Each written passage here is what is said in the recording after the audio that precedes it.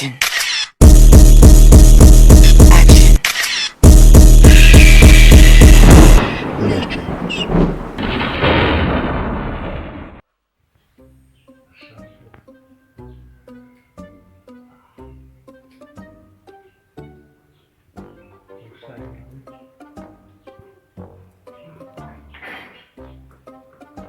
Wait.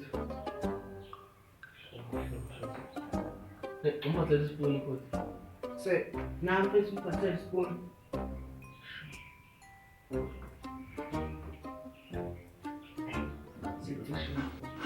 You will sign just a minute.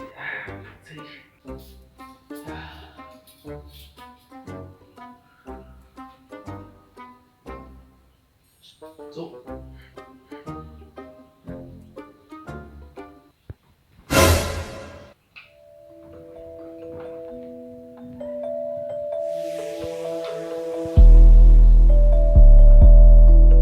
Ngiyosebenza kuze ngondle ikhaya, ngisayospan funa ukondla ikhaya, funa ukondla ikhaya.